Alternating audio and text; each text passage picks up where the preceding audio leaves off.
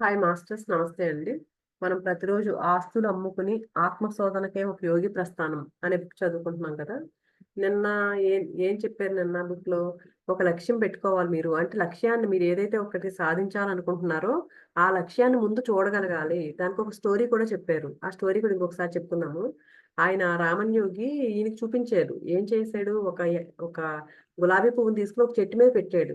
ఆయన ప్రతిరోజు ఆ సాధన చేసేవాడు. ఆయన ఒక బాణం 300 అడుగుల దూరం నుంచి బాణం వేస్తే ఆ గులాబీని చక్కగా కొట్టగలిగేవాడు.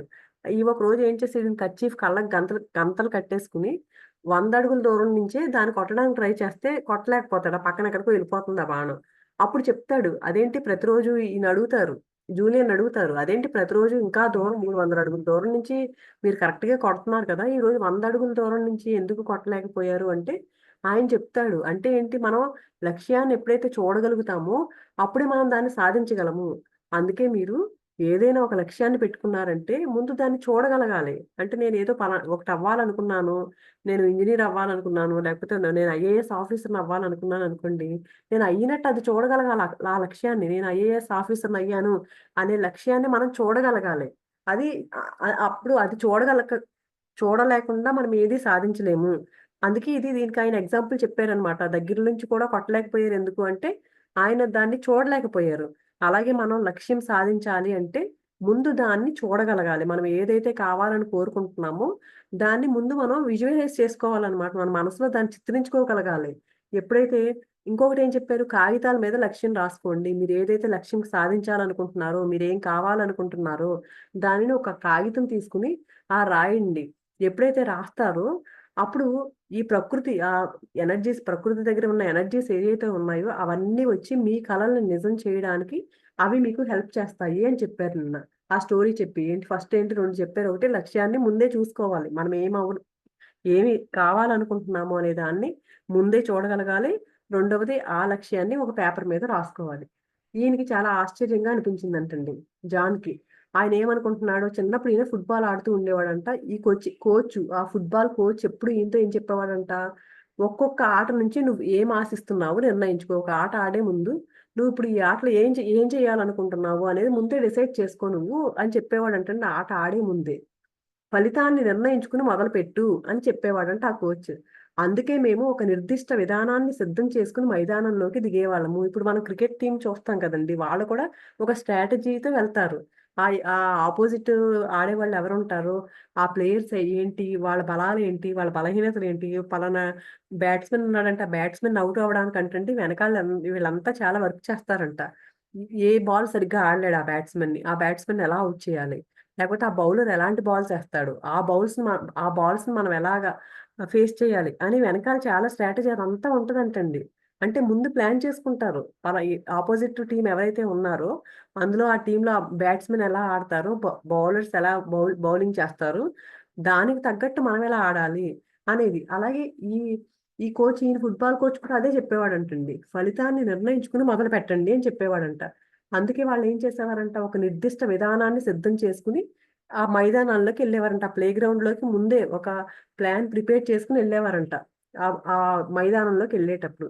అలాంటిది ఈయనకి వయసొచ్చే కొలిదీనంట, ఆ అలాంటి గేమ్ ప్లాను జీవితానికి కూడా ఎందుకు నేను అనుకోలేకపోయాను అని ఈయనకప్పుడు డౌటొచ్చిందంటండి. అప్పుడు గేమ్ ఆడేటప్పుడు అలాంటి ఒక ప్లాన్‌తో ఎళ్ళేవాళ్ళం కదా!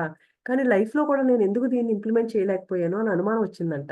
దీనికి ఈయన అనుకుంటున్నాడు, ఈ జూలియన్, రామన్ యోగి దీనికేమైనా మార్గం చెప్పగలరేమో అనుకుంటున్నాడంటండి. అని ఇంకొక డౌట్ అడుగుతున్నాడీయన. మరి కాగితం మీద రాసుకోండి లక్ష్యం అని చెప్పారు కదా! అసలు ఒక కాగితం మీద లక్ష్యం రాసుకున్నంత మాత్రాన ఏమైపోతుంది? అంత మామూలు పని వల్ల ప్రత్యేకంగా ఒరిగేదేముంది అని అడుగుతున్నారీయన. అప్పుడు జూలియన్ ఈ ప్రశ్నకి చాలా ఆనందించాడంట. ఎందుకంటే చాలా ఇంట్రెస్ట్ చూపిస్తున్నాడు గదా, ఈయన చెప్పిన విషయం మీద.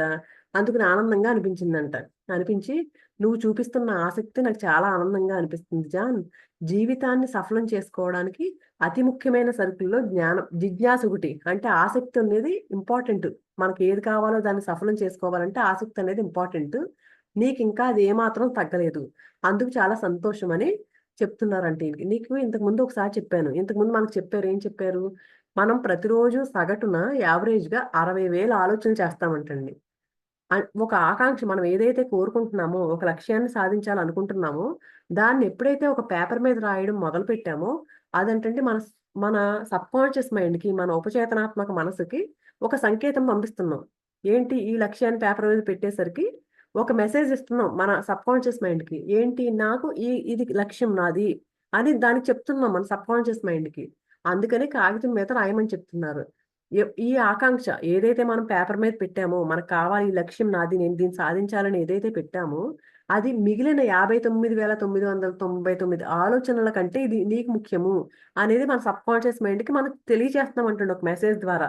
ఆ పేపర్ మీద పెట్టేసరికి ఓహో! ఇది ఇంపార్టెంట్ అనేది దానికి మన సబ్‌కాన్షియస్ మైండ్‌కి మనం చెప్తున్నాం ఇండైరెక్ట్‌గా. అంటే అప్పుడు మన మైండ్ ఏం చేస్తదంట, దీనికి ఈ లక్ష్యం ఏదైతే మనకు లక్ష్యం ఉందో, దాన్ని సాధించడానికి గల అవకాశాలు ఏమేమి అవకాశాలున్నాయి, దీన్ని సాధించడానికి అని అవకాశాలన్నింటి కోసం అన్వేషిస్తదంటండి అది.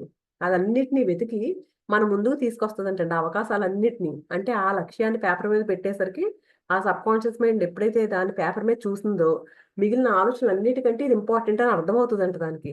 అర్థమైనప్పుడు దాన్ని సాధించడానికి ఏమేం చేయాలి, అవన్నీ అవకాశాలన్నింటిని మన ముందుకు తీసుకొస్తదంట. నిజం చెప్పాలంటే ఇది చాలా శాస్త్రీయమైన విధానం. మనలో చాలా మందికి ఈ అవగాహన లేదంతే.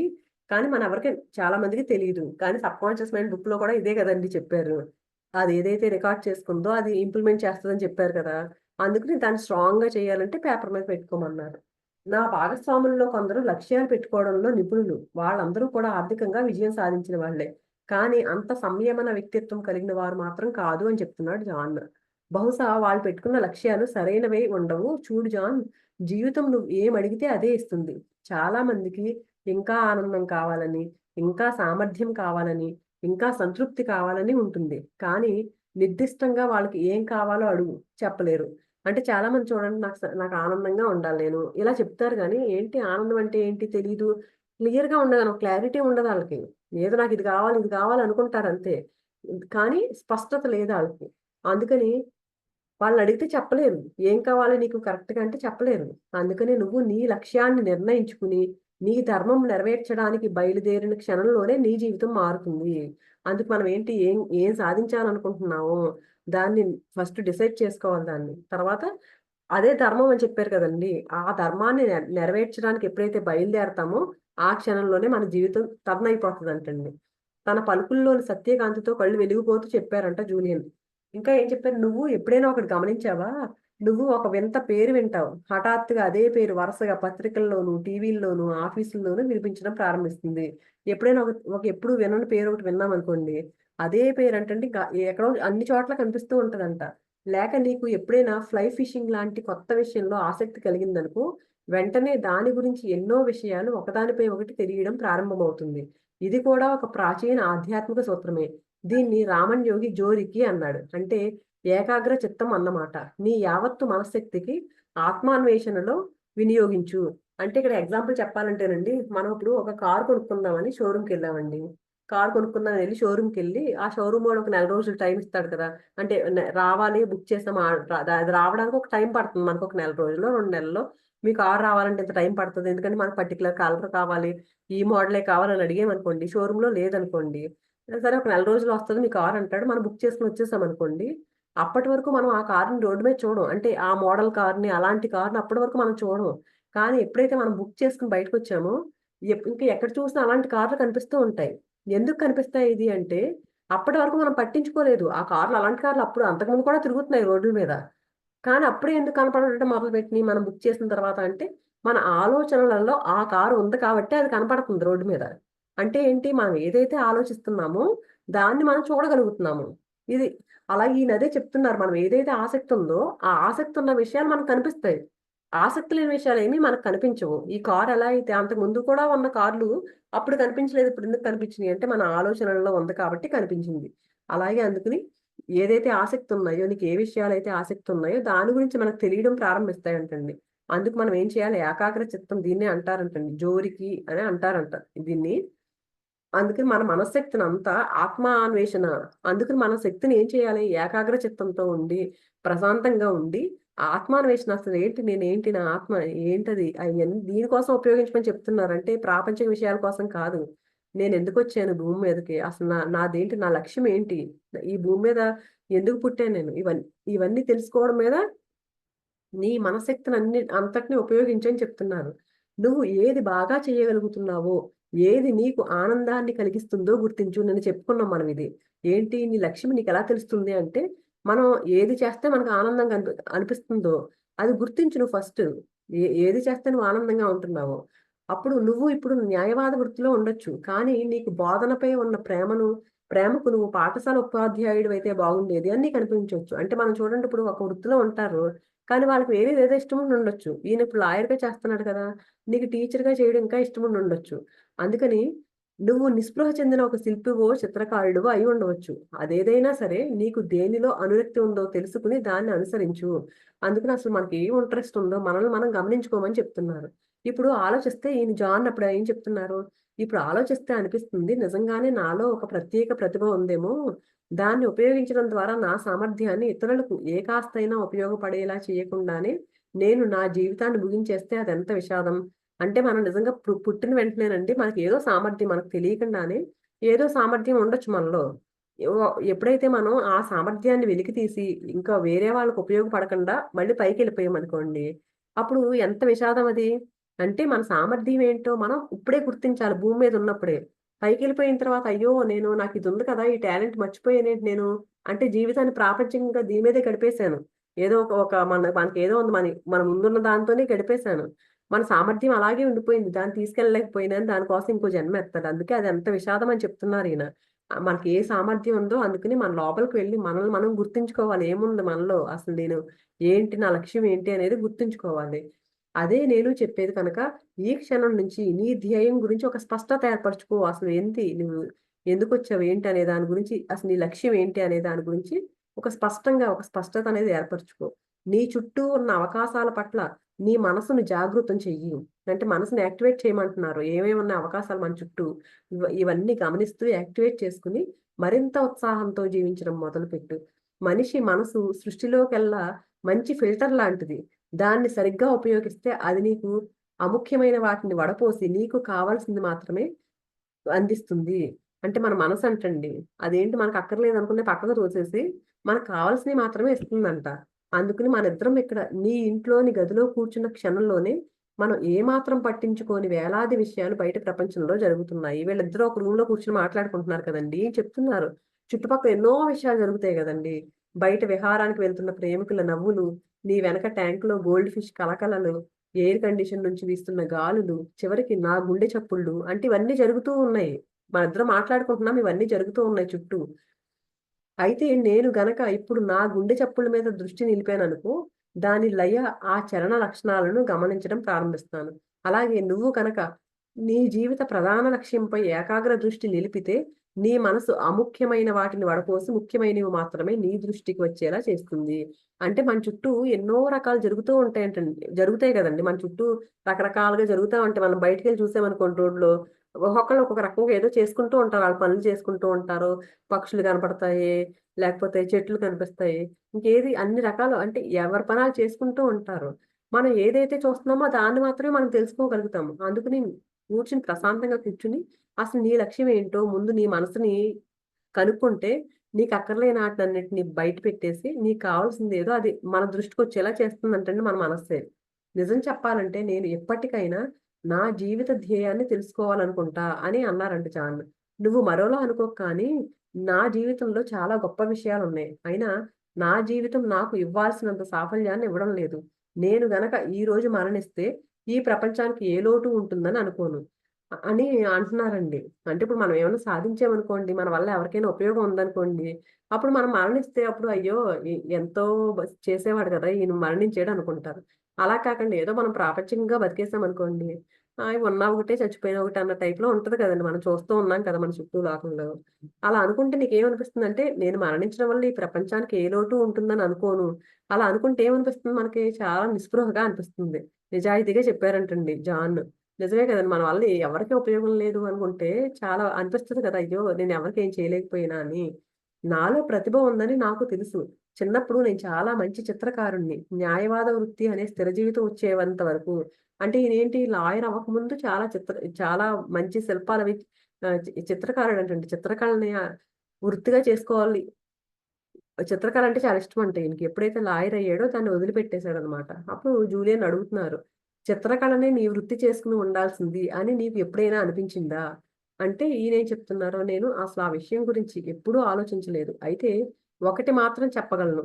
చిత్రలేఖనం చేస్తున్నప్పుడు మాత్రం స్వర్గంలో ఉన్నట్టే ఉంటుంది." అంటే చూడండి ఎంత ఎంజాయ్ చేస్తున్నాడో ఈయన. ఆయన ఏం చెప్తున్నారు, మన లక్ష్యం ఏంటి? మనం ఏదైతే ఏ పని చేస్తే ఆనందంగా ఉంటదో అదే మన లక్ష్యం అంటున్నారు కదా! ఈయన కూడా ఏంటంటే ఆ చిత్రలేఖనం చూసినప్పుడు చాలా ఆనందంగా అనిపించేదంట. అది నీకు నిజంగా ఉత్సాహాన్నిస్తుంది. అవునా? అని అడుగుతున్నారు. నిస్సందేహంగా.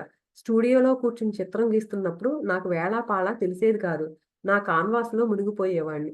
ఒక రకంగా నాకు అది విముక్తి లాంటిది. నేను కాలాన్ని అధిగమించి మరో ప్రపంచంలోకి వెళ్ళినట్టుండేది. అంటే అంత ఎంజాయ్ చేసేవారండి ఈయన.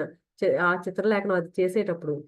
జాన్, నువ్వు ప్రేమించే పనిలో నువ్వు ఏకాగ్రత నిలపడం వల్ల నీకు అలాంటి శక్తి వచ్చింది. అంతే కదా! మనం ఏదైనా పనిలో ఇంట్రెస్ట్‌గా చేసామనుకోండి, కాలం తెలీదు మనకు నిజంగానే. ఏంటి అంతే అంత టైం అయిపోయిందా అంటాం మనం అయిపోయిన తర్వాత. అందుకని గదే అన్నారంట. ఏమని? మనం ప్రేమించేవే మనకు ఆకృతిని కలిగిస్తాయి అని. బహుశా ప్రపంచాన్ని అందమైన ప్రకృతి దృశ్యాలతో అలంకరించడమే నీ ధర్మమేమో! కనీసం రోజుకి కొంత సమయం నీ చిత్రలేఖనానికి కేటాయించు. అలా ఏదైతే ఇప్పుడు చూడండి ఈయన లాయర్ వృత్తి ఏం వదులుకోక్కర్లేదు అక్కడ. ఆయన ఏం చేయాలి? ఈయనకి చాలా ఇంట్రెస్ట్ కదా అది. ఆ చిత్రలేఖనం అంటే చాలా ఆనందపడిపోతూ ఉన్నారు కదా! దానికోసం కొంత సమయం కేటాయించుకోవాలి. ఎందుకంటే ఎవరి కోసం వాళ్ళు చేసుకోవాలి కదండీ! ఈయన కూడా అదే చెప్తున్నారు. నీ చిత్రలేఖనాన్ని కొంచెం టైం కేటాయించుకో నువ్వు రోజు అని. ఈ తాత్వికతను నా జీవిత లక్ష్యం వంటి పెద్ద పెద్ద వాటికి కాక, అల్పమైన వాటికి కూడా వాడొచ్చా? నవ్వుతూ అడిగారంట. అంటే ఇదేదో అంటే ఇదేంటి ఆధ్యాత్మిక జ్ఞానం కోసం దీన్ని మామూలు చిన్న విషయాలకు వాడొచ్చా? అంటే ఏంటి అంటే, ఏంటి ఆ చిన్న విషయం ఏంటి అంటే, ఈయన ధ్యేయంలో ఒకటేంటంటేనంటండి నడుము చుట్టుకొలతను తగ్గించుకోవడం అంట. అదెప్పుడు ప్రారంభించాలో అని అడుగుతున్నాను. అంటే ఈయనకి పొట్ట బాగా ఉందంటండి. నేను తగ్గించుకోవాలి. బాడీని తగ్గించుకోవడానికి ఏంటి చేయొచ్చా? అంటే, దానికి నువ్వు సిగ్గుపడాల్సిన పని లేదు. చిన్న చిన్న లక్ష్యాలతోనే పెద్ద వాటిని చేరుకుంటాం. నిజంగానే మన బాడీ తగ్గించాలనుకున్నామనుకోండి, అది చేసుకున్నామనుకో ఇవన్నీ ఉపయోగించి చేసుకున్నామనుకోండి, అప్పుడు నిజంగా ఓహ్! నిజంగానే ఇందులో ఏదో ఉంది అని అప్పుడు ఇంకా ఇంట్రెస్ట్ ఒస్తది మనకి. అందుకని వేల మైళ్ళ ప్రయాణం ఒక్క అడుగుతో ప్రారంభమవుతుంది అన్నట్లేగా అంటే, ఈయన అవును సరిగ్గా అలాగే. ఇలా చిన్న లక్ష్యాలను పెట్టుకొని సాధించడం ద్వారా నీలో పెద్ద లక్ష్యాల సాధనకు సంసిద్ధత కలుగుతుంది. అంటే ఎప్పుడైతే చిన్న లక్ష్యాలు సాధించామనుకోండి, అప్పుడు మన మీద మనకి కాన్ఫిడెన్స్ పెరిగి, ఆ పెద్ద లక్ష్యాలను కూడా ఈజీగా సాధించగలుగుతాం. కనుక నీ ప్రశ్నకు ఖచ్చితమైన సమాధానం ఇవ్వాలంటే, నీ పెద్ద లక్ష్యాలను చేరుకోవడం కోసం నువ్వు అనేక చిన్న లక్ష్యాలను సాధించడంలో తప్పేమీ లేదు. అని శివనయోగులంటండి తమ లక్ష్య సాధనకు, తమ జీవిత ధ్యేయాల సాధనకు 5 అంచెల విధానాన్ని కనిపెట్టారంట. అంటే 5 ఆహ్, ఏమంటారు 5 పాయింట్లంటండి. ఒక విధానం 5 అంచెల విధానం అంటే దానిలో 5 ఉన్నాయి. 5 పాయింట్స్ ఉన్నాయన్నమాట. ఆ విధానాన్ని కనిపెట్టారు. అది చాలా సులువుగా ఉండి సత్ఫలితాలిస్తుంది అని చెప్పారంటండి. మొట్టమొదటి అడుగులో మన ప్రయత్నం తాలూకు ఫలితాన్ని స్పష్టంగా చూడగలగాలి. ఇందాక చెప్పారు 5 ఉన్నాయి ఇందులో అని చెప్పారు. 5 పార్ట్స్ ఉన్నాయని చెప్పారు కదండీ! ఈ విజయం సాధించడానికి కనిపెట్టారు శివనయోగులని. అందులో ఫస్ట్‌దేంటి? అసలేంటి మనం ఏం ఏం చేయాలనుకుంటున్నాము? ఆ ఫలితాన్ని అంటే విజయం నేను సాధించాను అందులో అనే ఫలితాన్ని స్పష్టంగా మనం చూడాలంటండి ఫస్టు. అంటే ఒకటి సాధించాలి. ఏది నా నా నా లక్ష్యం ఇది సాధించాలనుకున్నాం కదా!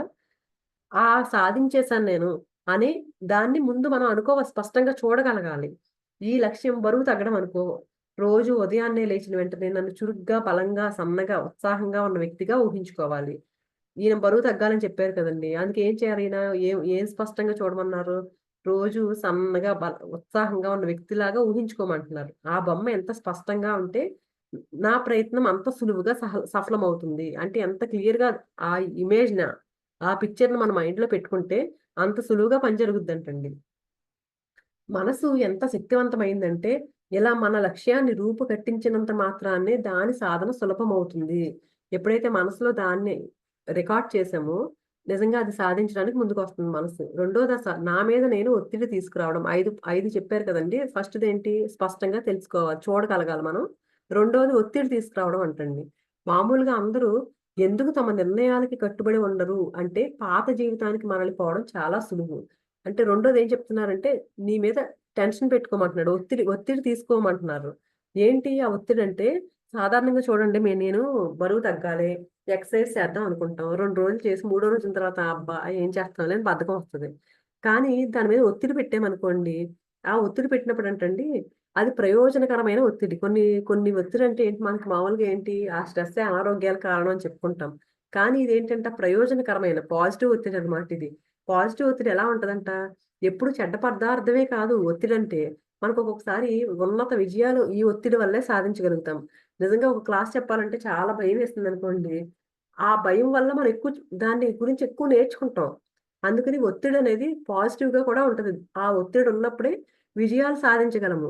చాలా సార్లు ఆపత్కర పరిస్థితుల్లో ఉండి, తీవ్రమైన ఒత్తిడికి గురైనప్పుడే మనం మనలోని సామర్థ్యాన్నంతా వెలికి తీయడానికి పూనుకుంటాము.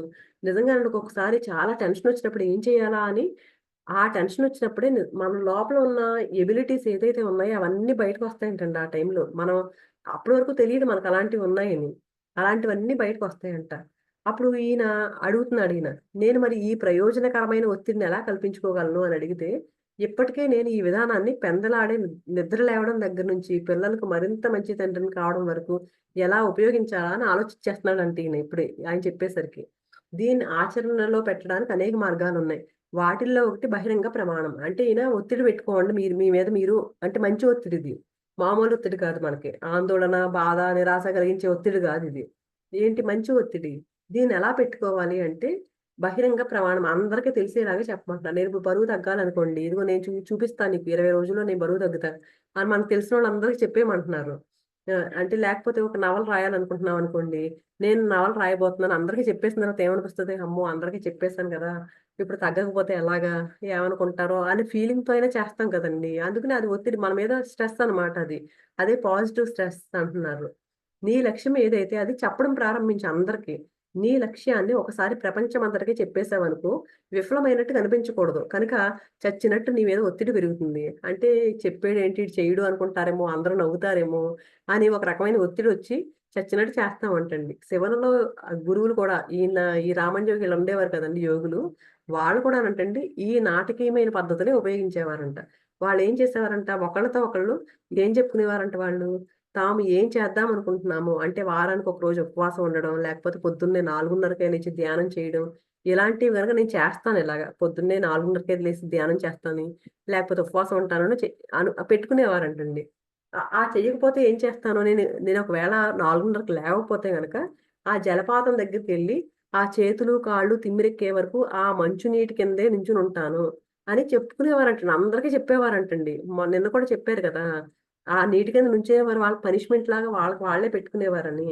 అలా అనేసరికంటండి ఆ భయానికి ఏం చేస్తారు, మంచి అలవాట్లు, లక్ష్యాలు సాధించడం అనేవి చేయాలంటే ఉపయోగించవలసిన ఒత్తిడి తీవ్రతను చెప్పడానికి ఇదొక మంచి ఉదాహరణ. ఎగ్జాంపుల్ అసలు నిజంగా చూపించేది చెప్తున్నారాళ్ళు. ఆయన చూసింది చెప్తున్నారు. అంటే అలాంటి అమ్మో! ఇప్పుడు నిజంగా ఆ మంచు కింద నుంచోవాలా అని భయమేసి ఖచ్చితంగా చేస్తారు ఆ పని. అందుకని ఏమైనా పని చేయాలంటే అలాంటి ఒత్తిడిని పెట్టుకోమంటున్నారు. ఒక పాజిటివ్ ఒత్తిడిని. తీవ్రత అనేది చాలా చిన్న పదం. జూలియన్ ఎంత భయంకరమైన కర్మకాండను విధించుకున్నారు వాళ్ళు. అంతే కదండీ! అసలు హిమాలయంలో మంచు గడ్డ కట్టుకుపోయి ఉండి బయటికి రావాలంటేనే భయమేస్తదక్కడ. అలాంటి ప్లేస్‌లో ఆ నీళ్ల కింద నించోవాలంటే ఎంత నరకం అది. అలాంటి అంత భయంకరమైన శిక్షను ఎంచుకున్నారు వాళ్ళు అని చెప్తుంటే, కానీ ఇది చాలా సత్ఫలితాలనిచ్చింది. ఒక్కటే గుర్తుంచుకోవాలి. మనం మంచి అలవాట్లను ఆనందంతోనూ, చెడు అలవాట్లను శిక్షతోనూ అనుసంధానించామనుకో, క్రమంగా నీ బలహీనతలన్నీ మరుగున పడిపోతాయి. నిజంగానే ఇది చాలా ఆహ్, భయంకరమైన శిక్ష. కానీ అది చాలా సత్ఫలితాలిచ్చిందంటండి. ఎందుకంటే అంత భయంకరంత అనుభవించాలంటే కష్టం కాబట్టి, వాళ్ళు ఏం చేయాలనుకున్నారో అది చేయగలుగుతున్నారు. అందుకని ఏం చేయాలంటే మనకేమైనా చెడు అలవాట్లున్నాయనుకోండి, వాటిని శిక్షతో అనుసంధించాలంట. ఏదో శిక్షలా పెట్టుకొని పనిష్మెంట్ లాగా మనం పెట్టుకొని, ఎప్పుడైతే అనుసంధానించామో వాటితో, క్రమంగా మనకున్న బలహీనతలన్నీ పక్కకెళ్ళిపోతాయంటండి. నువ్వు నా ఆకాంక్షలు ఫలించడానికి 5 మెట్లున్నాయి అన్నావు. తక్కిన 3 ఏమిటి? 2 చెప్పారిప్పటికి. ఏంటి ఫస్ట్‌దేమో ముందే చూడమన్నారు మన ఫలితం ఏంటి అనేది. రెండవది ఒత్తిడి పెట్టుకోమన్నారు. మిగిలిన 3 ఏంటి అని అడిగితే మళ్ళీ చెప్తున్నారీయన. మొదటి మెట్టు ఫలితాన్ని గురించి స్పష్టమైన ఊహ ఉండడం. రెండవ మెట్టు నీకు నిరంతర ప్రేరణ కలిగించేందుకు ప్రయోజనకరమైన ఒత్తిడి సృష్టించుకోవడం. మూడో మెట్టు చాలా సులభమైనది. ఒక కాల పరిమితి విధించకుండా ఏ లక్ష్యము పెట్టుకోకు. నేను పలానా టైంకి ఇదయిపోవాలి నాకు అని టైమ్ లిమిట్ పెట్టుకోమంటున్నారు. ఏ లక్ష్యానికైనా ఊపిరి పోసేది స్పష్టమైన కాల నియతే. ఇది అచ్చం నువ్వు కోర్టు కేసులకు సిద్ధం కావడం లాంటిదే. ఇప్పుడు న్యాయమూర్తి రేపటికి నిర్ణయించిన కేసుకు సిద్ధం కావడం పైనే నువ్వు శ్రద్ధ వహిస్తావు. కానీ ఏ తేదీ లేని దానిపై కదా! అంటే ఖచ్చితంగా నువ్వు ఈ లక్ష్యం ఈ టైంకి అయిపోవాలి అని ఒక నిర్దిష్టమైన కాలం టైం పెట్టుకో దానికి. నేను ఈ టైంకి ఈ నెలలోపు అయిపోవాలి, ఈ సంవత్సరంలోపు ఈ పని చేసేయాలి అని టైం పెట్టుకోమంటున్నారు. అని ఎగ్జాంపుల్ కూడా ఏం చెప్తున్నారు, వీళ్ళు లాయర్ కదా, జడ్జి అంటాడు రేపొద్దున ఈ కేసు వాయిదా రేపటికి ఉందన్నారు అనుకోండి, ముందు ఆ కేసుని చూస్తారు, అంతేగాని ఎప్పుడు ఇంకా అసలు డేట్ ఎవరి కేసుని చూడరు కదా. అలాగే మనం ఏదైతే అనుకుంటామో దానికి ఒక డేట్ ఖచ్చితంగా టైం పెట్టుకోమని చెప్తున్నారు. మరొక విషయం, కాగితం మీద రాసుకోని లక్ష్యం ఏది లక్ష్యమే కాదు. వెంటనే వెళ్ళి ఒక చిన్న పుస్తకం కొనుక్కో. ఇందాక చెప్పారు కదండీ! ఖచ్చితంగా లక్ష్యం ఏదైతే ఉందో దాన్ని రాసుకోమని. ఎప్పుడైతే రాసుకుంటామో మన సబ్‌కాన్షియస్ మైండ్‌లో రికార్డ్ అయిపోయిందని. అందుకని ఒక పుస్తకం కొనుక్కో. దాన్ని నీ కలల పుస్తకంగా ప్రకటించుకో. దాని నిండా నీ కోరికలు, లక్ష్యాలు, కలలు రాసుకో. నువ్వేమిటో, నీకేం కావాలో తెలుసుకో. ఆ పుస్తకంలో రాసుకోమంటున్నారు. అప్పుడు ఈయనేమడుగుతున్నారు, ఏంటి నాకు నేనిప్పుడు నేనేంటో నాకు తెలీదంటావా అని అడుగుతున్నారీయన. ఎక్కువ మందికి తమ గురించి తమకు తెలీదు. వాళ్ళ బలం, వాళ్ళ బలహీనతలు, వాళ్ళ ఆశలు, స్వప్నాల గురించి ఆలోచించడానికి వాళ్ళకి సమయమే దొరకదు. చైనీయులు మన ప్రతిబింబాన్ని ఇలా వర్ణిస్తారు. చై చైనీస్ ఇలా చెప్తారంటే ఏంటి, ఒక మనిషి ప్రతిబింబం అంటండి 3 అద్దాల్లో కనిపిస్తుందంట. ఫస్ట్ అద్దం ఎలా ఉంటదంటేనంట, మనల్ని నిన్ను ఎలా చూసుకుంటావో అలా కనిపిస్తదంట ఫస్ట్‌ది. రెండోది ఇతరులు నిన్నెలా చూస్తారో చూపిస్తుందంట. మూడో అద్దం నిజాన్ని చూపిస్తుందంటండి. ఫస్ట్ ఏమో మనం చూడండి, మనం ఎలా ఉంటామో మనకు తెలీదు కానీ, నేనిదే ఒకటి పెట్టేసుకుంటాం మనం. అలా చూపిస్తదంట. రెండో అద్దం పక్కనోళ్ళు ఎలా చూస్తున్నారో చూపించేది. మూడోది నిజంగా మనం ఏంటో అనేది చూపిస్తుందంట. అందుకే జాన్, నిన్ను నువ్వు తెలుసుకో, నిజం తెలుసుకో అంటున్నారు. నీ కలల పుస్తకాన్ని నీ జీవితంలోని భిన్న రంగాలకు సంబంధించి వేరు వేరు విభాగాలుగా వర్గీకరించు. ఉదాహరణకి నీ శారీరక దారుఢ్యానికి సంబంధించిన లక్ష్యాలు, నీ ఆర్థిక లక్ష్యాలు, నీ వ్యక్తిత్వ వికాస లక్ష్యాలు, నీ అనుబంధాలకు సంబంధించిన లక్ష్యాలు, నీ సామాజిక లక్ష్యాలు, అన్నింటికంటే ముఖ్యంగా నీ ఆధ్యాత్మిక జీవన లక్ష్యాలు. ఇవన్నిటిని సెపరేట్‌గా పెట్టుకోమంటున్నారు అన్నీ. అంటే ఆహ్, విడిగా చేసేసుకోమంటున్నారు. దేనికది దాన్ని విడదీయమంటున్నారు అన్నీ. ఏ లక్ష్యం సెపరేట్ చేయమంటున్నారు. ఇదేదో సరదాగా ఉందే, అంత సృజనాత్మకమైన పని నా కోసం చేసుకోవచ్చు అని నేనెప్పుడూ అనుకోలేదు. అసలంటే ఏమేం లక్ష్యాలున్నాయి నీకు? ఒక్కొక్కటి ఒక్కో రకమైన లక్ష్యాలుంటాయి గదండీ! అవన్నీ సెపరేట్ చేసుకోమంటే ఈయన చెప్తున్నారు. నన్ను నేను ఇంకా ఎక్కువ సవాలు చేసుకోవాల్సిన అవసరం ఉంది. నేనిలా చేసుకోవచ్చని ఎప్పుడూ అనుకోలేదని జాన్ చెప్తే, నిజమే అని ఇంకో పద్ధతి చెప్పనా నీకు అని, నీ కలల పుస్తకాన్ని నువ్వు కోరుకుంటున్న వస్తువులతో, నువ్వు కోరుకునే లక్షణాలుండి, నువ్వు అనుకరించాలి అని ప్రయత్నించే వ్యక్తుల బొమ్మలతో నింపు.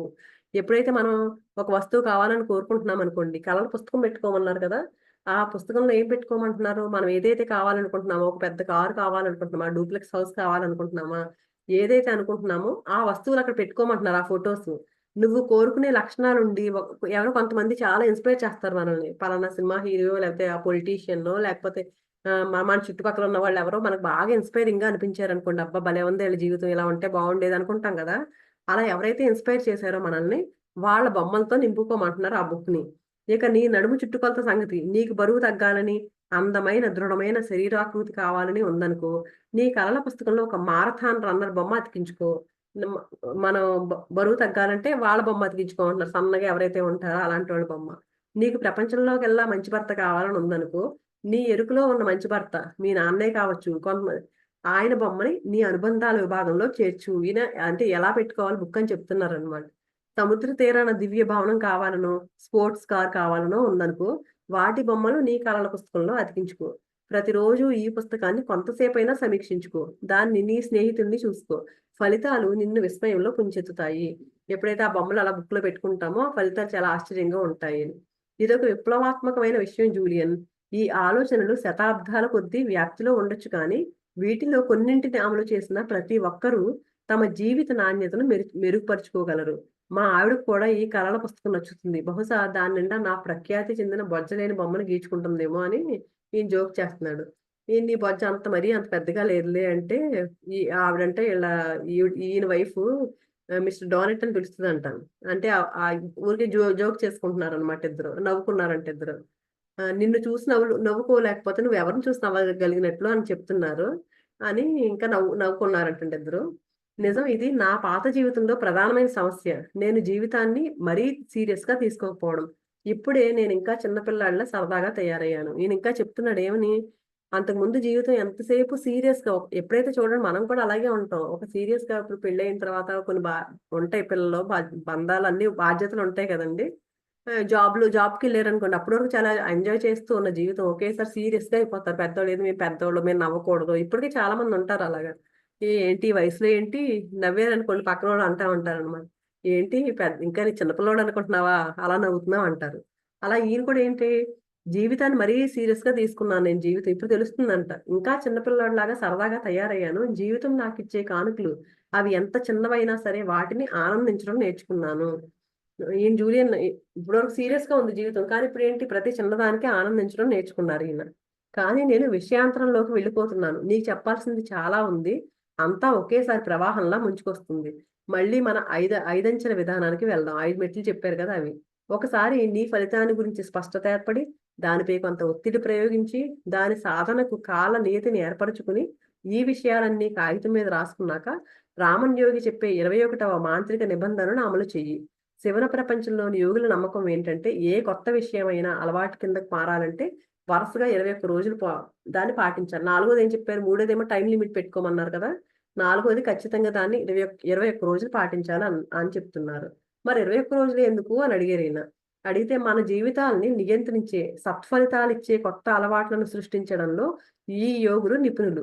రామన్ యోగి అనేవారంటండి, నాతో ఒకసారి ఒక దురలవాటు చేసుకున్నావంటే చచ్చినా దాన్ని వదలలేవు అని చెప్పేవారంట.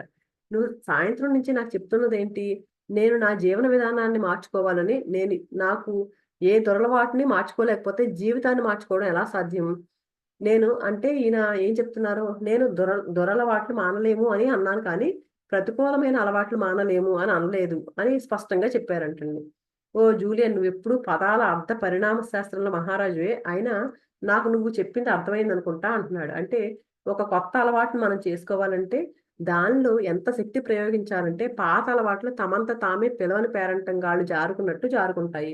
ఎప్పుడైతే మనం దాన్ని అలవాటుగా 21 రోజుల పాటు అలవాటు చేసుకున్నాం అనుకోండి, పాత అలవాట్లు పనికిరాని అలవాట్లు ఉంటాయి కదండీ! అవి పక్క నుంచి వెళ్ళిపోతాయంటండి. ఈ రకమైన అలవాటు స్థిరీకరణకు కనీసం 21 రోజులు పడుతుంది. ఉదాహరణకు నేను నా ఆందోళనను విస్మరించి శాంతి జీవితం గడపడం కోసం గులాబీ హృదయం నైపుణ్యాన్ని అభ్యసిద్దాం అనుకున్నాననుకో, రోజు ఒకే సమయంలో అది చేయాల్సి ఉంటుందా? ఈయన అడుగుతున్నారు. ఫస్ట్‌లో మనకు చెప్పారు కదండీ! గులాబీ పువ్వుని చూసుకుంటూ ఉండు, ఆలోచనలొస్తూ ఉంటాయి. ఫస్ట్‌లో 5 నిమిషాలు కూడా కూర్చోలేవు. కానీ తర్వాత తర్వాత 20 నిమిషాల వరకు కూడా పెరుగుతుందని చెప్తారు కదా! అది ప్రతిరోజు ఒకే టైంలో చేయాలా అని అడిగితే, ఈయనేమంటున్నారు? మంచి ప్రశ్నే. ఒక్క విషయం గుర్తుంచుకో. నువ్వు ఏది విధిగా చేయాల్సిన పని లేదు. నేను ఈ రాత్రి నీతో పంచుకుంటున్న విషయాలన్నీ ఒక మిత్రుడిగా నీ అభివృద్ధిని కాంక్షిస్తూ నీకు చెప్తున్నవి మాత్రమే. ఈయన రకరకాల పద్ధతులు చెప్తున్నారు. ఇవన్నీ నువ్వు ఖచ్చితంగా పాటించాలని చెప్పట్లేదు నీకు. కానీ నేను ఏదైతే నీకు నచ్చిందో అది మొదలుపెట్టు. నేను చెప్పిన ప్రతి వ్యూహం, సాధనం, నైపుణ్యం సత్ఫలితాలనిస్తుందా లేదా అని పరీక్షించిన తర్వాతే నీకు చెప్తున్నాను. ఆల్రెడీ ఈయన అన్ని పరీక్షించాడండి నేను చెప్పేవన్నీ. నేను పరీక్షించిన తర్వాతే నీకు చెప్తున్నాను ఇవన్నీ. ఆ మాత్రం హామీ అయితే నీకివ్వగలను నేను. ఈ యోగులు చెప్పినవన్నీ త్రికరణ శుద్ధిగా ఆచరించమని నిన్ను బతిమాలుకోవాలని నా మనసు మొరాయిస్తున్నా, నా అంతరాత్మ మాత్రం నీతో అన్ని విషయాలు పంచుకుని వాటి అమలును నీకే వదిలేయమని చెప్తుంది. మరి ఈయనకి బెస్ట్ ఫ్రెండ్ కదండీ! ఈయనకేమనిపిస్తుందంట, ఖచ్చితంగా నువ్వు ఆచరించు. ఎందుకంటే మనకి మన మేలు కోరుకున్నామండి. మన పిల్లలనో లేతే మన ఇంట్లో వాళ్ళో మనకు బాగా ఇష్టమైన వాళ్ళున్నారనుకోండి, వాళ్ళ మంచి కోసం ఏమైనా చేయాలనిపిస్తది మనకి.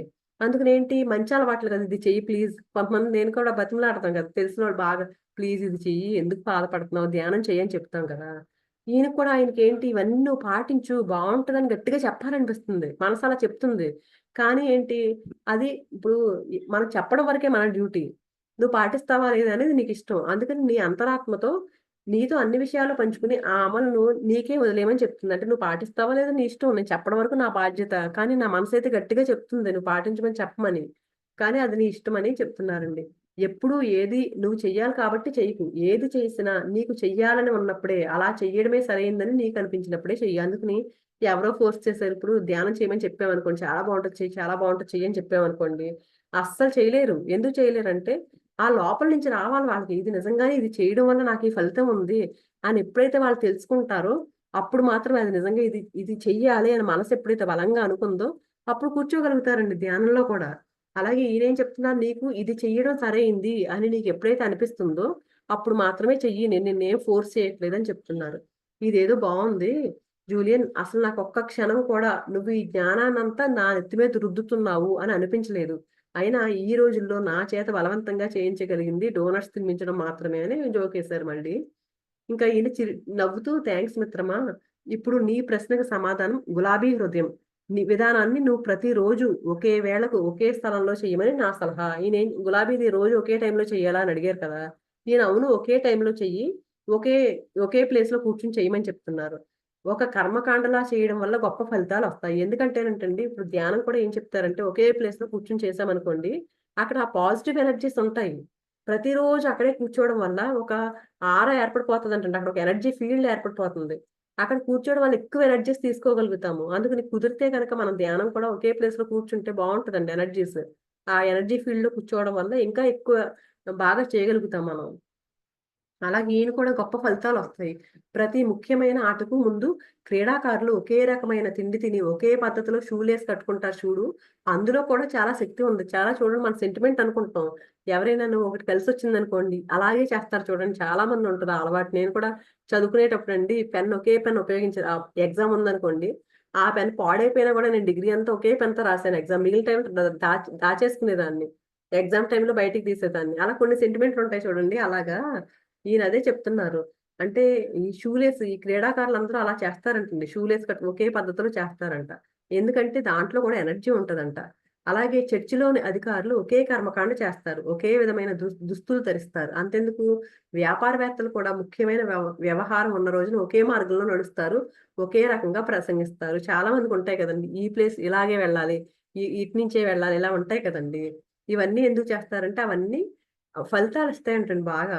అసలు నువ్వు ఏదైనా పనిని రోజు ఒకే సమయంలో, ఒకే రకంగా చేశావనుకో, క్రమంగా అది ఒక అలవాటుగా మారిపోతుంది. ఉదాహరణకి చాలామంది అనాలోచితంగా అసలేం అనుకోకుండా బెడ్ దిగేసి రోజు ఒకే రకంగా ప్రవర్తిస్తారు. కళ్ళు తెరవగానే మంచం దిగి బాత్రూమ్‌కి వెళ్లి పళ్ళు తోముకోవడం ప్రారంభిస్తారు.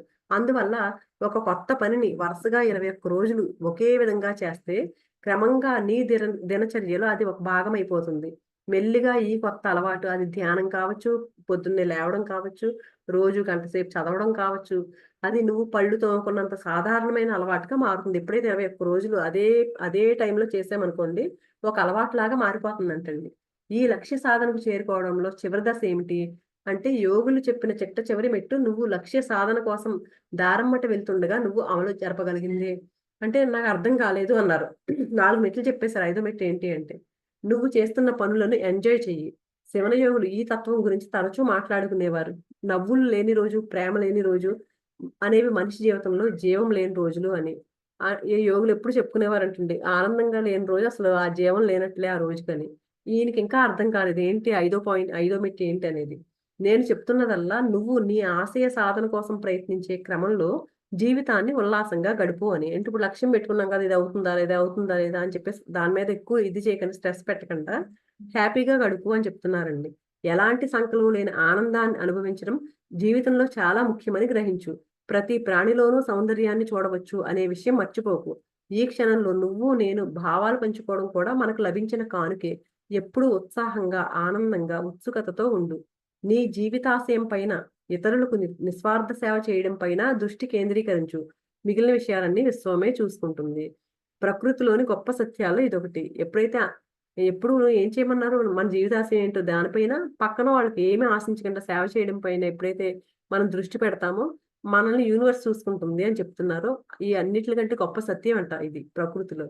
అంటే గతంలో చేసిన వాటికి చింతించొద్దదంటావు. ఏదో తప్పులు చేశామనుకోండి, పొరపాట్లు చేశామనుకోండి, వాటి కోసం ఏం చింతించొద్దా అంటే, ఈ విశ్వంలో సంక్షోభం లేదు. నీకు ఇప్పటిదాకా జరిగిన వాటికి, ఇక ముందు జరగబోయే వాటికి కూడా ఒక కారణం ఉంది. ఒకటి గుర్తుంచుకో. ప్రతి అనుభవము ఏదో ఒక గుణపాఠాన్ని నేర్పిస్తుంది. కనుక చిన్న చిన్న విషయాల్ని పెద్దగా చేసుకోకు. జీవితాన్ని ఉల్లాసంగా గడుపు. ఏదో జరిగిపోయినాయండి. ఆ అనుభవం నుంచి ఒక పాఠం నేర్చుకోవాలంతే. అంతేగాని దాన్ని పట్టుకొని పీక్కోవద్దు అని చెప్తున్నారు. చిన్న చిన్న విషయాలను పట్టించుకోకుండా హ్యాపీగా గడపమంటున్నారు. ఇంకా నాకింకా పంచుకోవాల్సింది చాలా ఉంది కానీ నీకు అలసటగా ఉందా అని అడుగుతుంటే ఈయనేం చెప్తున్నారు, లేదు ఉత్సాహం ఇంకా ఎక్కువైంది నాకు. అలసట ఏమీ లేదు. నువ్వు నిజంగానే చాలా ప్రేరేపించగలవు. నన్ను ఇన్‌స్పైర్ చేయగలవు. అని ఆహ్, ఎప్పుడైనా ఇన్ఫోమెర్షియల్ చేయాలని అనుకున్నావా అంటే అదేంటంటే ఏంటేనంటండి, ఇవి టీవీ ప్రోగ్రామ్స్ వచ్చే ముందు ఒక డాక్యుమెంటరీ చూపిస్తారు గదా! అలాంటిది ఏమైనా చేయాలనుకుంటున్నావా అని అడుగుతున్నారంటండి ఈయన సరదాగా. అడుగుతుంటే నాకు అర్థం కాలేదు అన్నాడంట జూలియన్. ఏదో జోకేద్దాం అనుకున్నానులే అని అన్నారంట. సరే ఇంకేం చెప్తున్నారు ఇంకా ఈయన, నీ లక్ష్య సాధన, కలల సాఫల్యం గురించి ఒక్క విషయం చెప్పాల్సుంది. ఏంటంటే పరమ శ్రద్ధతో వాడిన ఒక పదం ఉందంటండి యోగులు. అదేంటంటే వాళ్ళకి ఎంతో నిగూఢమైన అర్థాన్ని ఇచ్చింది. అది వారి నిత్య సంభాషణలో అది వినిపిస్తూనే ఉంటుంది.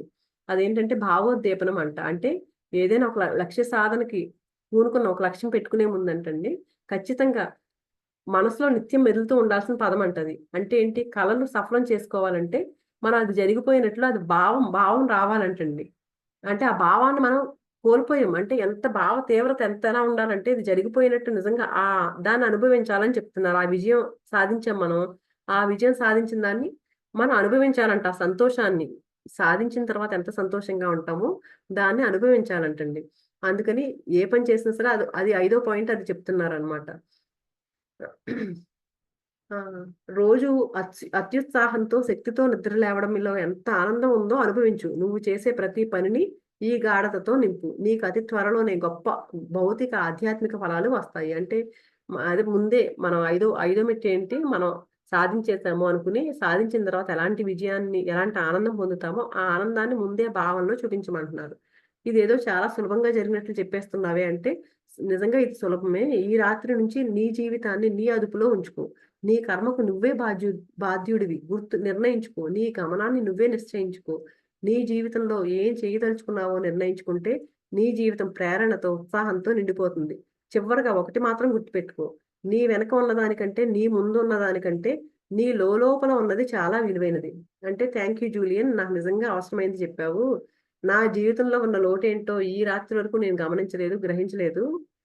నిర్దిష్టమైన లక్ష్యం అనేది లేక ఎన్నాళ్ళు గమ్యం లేకుండా తిరుగుతున్నాను నేను. కానీ ఇప్పటి నుంచి ఇవన్నీ మారతాయి. నీకు నేను వాగ్దానం చేస్తున్నాను. నీకు థాంక్ యూ అని చెప్తున్నారండి. నువ్వు అంతగా థాంక్స్ చెప్పక్కర్లేదు. నేను నా జీవిత లక్ష్యాన్ని నెరవేరుస్తున్నాను అంతే. అంటే ఈయన కూడా చెప్పి ఆయన లక్ష్యం అది. అది నెరవేరుస్తున్నాను అంతే అని చెప్తున్నారు. ఇక్కడితో ఈ అధ్యాయం కంప్లీట్ అయిపోయిందండి. తర్వాత 8వ అధ్యాయం రేపు చెప్పుకుందాము. థాంక్ యూ సో మచ్ అండి.